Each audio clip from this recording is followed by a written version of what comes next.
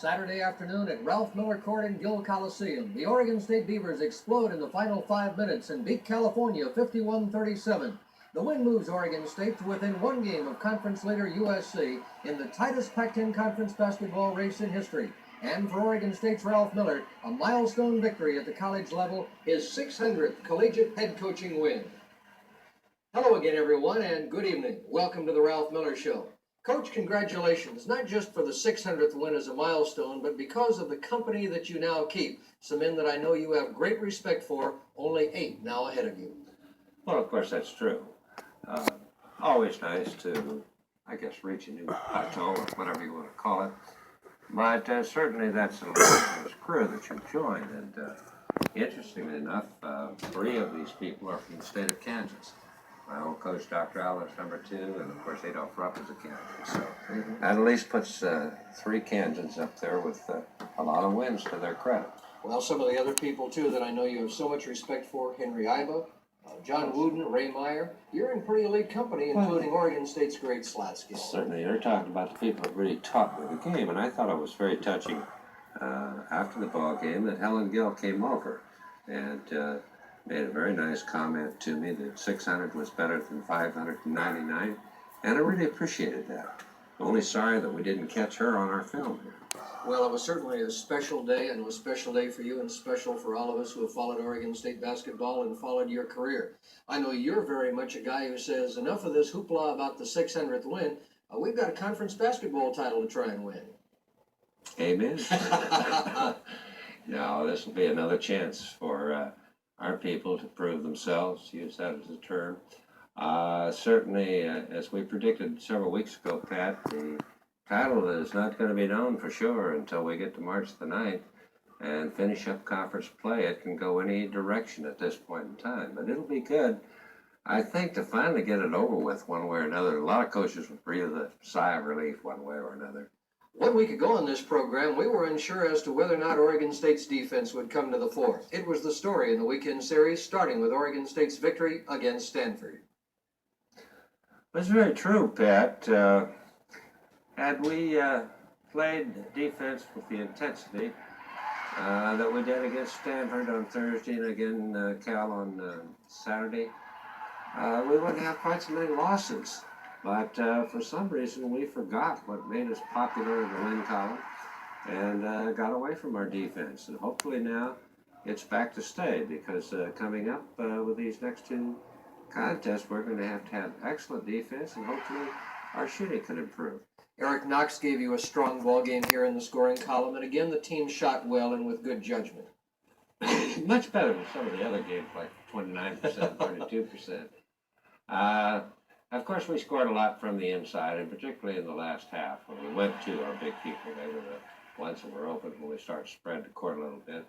And as a result, the percentage before the game ended up in pretty good shape. But I think against UCLA, for example, they led by their offense more than their defense. So we've got to really stop the fast break, keep people off the boards, and then just play hard-nosed half-court defense for 40 minutes. Later on in the program, we'll hear from Steve Woodside and also from Dean Darrow, but Woody had a good weekend and was your high scorer in both games. True. I thought, though, in the last game, you've got to come up and give credit to a young man that hasn't played very much, Tyrone Miller. He, I'm sure, had the best 20 minutes of basketball he's had in his career. Chopped in 11 points in all of the crucial times in the ball game. I was glad to see that happen. We can use him. We'll take a look at California in just a moment on film, but let me ask you about the decision to play Tyrone more in a recent ball game. Practice to warrant the time and the decision that you made to play him. The easiest term would be say he settled down and begin to recognize that he does have some limitation. He's going to have to be satisfied with making positive contributions and then not trying to overstep his bounds. I think he's come into his own now because he's trying to do exactly that, stay within the limitation. You know, everybody has got to be a role player, no matter how you look at it, no matter what your status on the squad is. And certainly, he has come closer to fitting his role now in the last 3 or 4 outings. And this has got to be a plus for him as well as us, because we're outmanned the rest of the season at a little additional height and rebound potential will help us. I don't think it detracts from our defense or cuts down our quick speed. In the California ball game, they really worked hard to isolate Johnson and Washington on your two guards, really clearing aside for the two. I think more than the game down in Berkeley. How did you try and counteract that? Well, we tried to play head-to-head defense, square up, and not let those two characters penetrate, because most of their offense comes from penetration of those two guards, and they are two of the quickest and best ball handling guards in the conference. So the guards basically just played straight up and tried to prevent penetration. Actually did a pretty good job. And then fortunately, we came out ahead in the cat and mouse game. They started it. There was no question that they were going to go cat and mouse the entire program. So finally, when we got up to one point, we decided, okay, it's our turn now. Some of the fans, booed me a little bit, but so what? They are not coaches, and they don't know too much about the game. We increased our lead and finally got them in a place where it was a comfortable victory. But it wasn't an easy victory.